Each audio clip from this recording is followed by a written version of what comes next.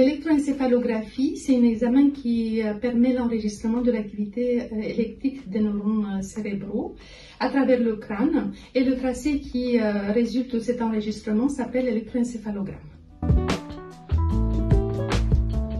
L'examen, on le propose quand il y a un dysfonctionnement de l'activité cérébrale. Le plus souvent, on la réalise pour le diagnostic d'épilepsie, le diagnostic de syndrome épileptique et le suivi du traitement.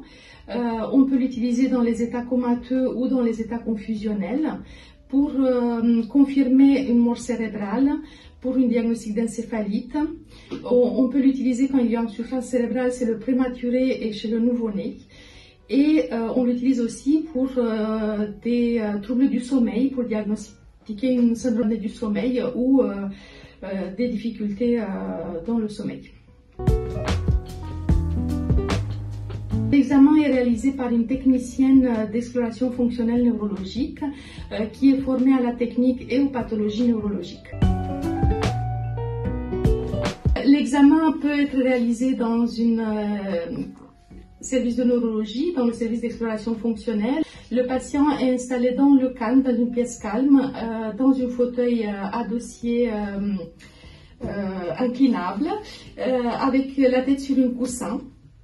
La technicienne va installer des électrodes au niveau du cuir chevelu après avoir désinfecté la peau avec de l'alcool. Elle colle les électrodes avec une pâte adhésive et après le relie entre eux sur des montages variables. Les électrodes sont maintenues avec une casque qui est après reliée avec des fils électriques à l'appareil de EEG. L'examen dure environ 20 minutes, la plupart du temps les yeux fermés, mais on peut demander d'ouvrir les yeux de temps en temps. Le patient doit coopérer pendant l'examen. Après, il y a des épreuves de stimulation qui permettent de mettre en évidence des anomalies EEG plus facilement ou même déclencher des crises d'épilepsie.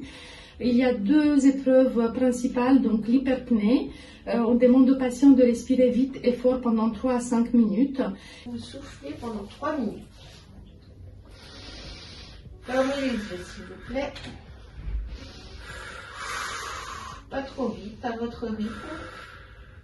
Et la stimulation lumineuse intermittente, on va envoyer des flashs lumineux qui ont un effet stroboscopique au niveau des yeux à plusieurs reprises, à plusieurs fréquences pour mettre en évidence des anomalies EEG cachées.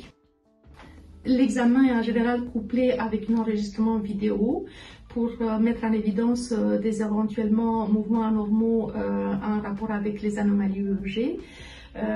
Cette vidéo est utilisée strictement pour des buts médicaux. L'examen est indolore. Il n'y a aucune précaution à prendre, en dehors du fait qu'il faut signaler à la technicienne s'il y a des plaies du cuir chevelu pour pas que ça irrite la peau. Les résultats en général sont reçus rapidement. Si le patient est hospitalisé, ils sont envoyés le jour même au médecin demandeur. Ils sont interprétés le jour même par le neurologue. Pour les examens qui sont réalisés en externe, le médecin demandeur va recevoir au bout de quelques jours quand le courrier sera tapé par la secrétaire.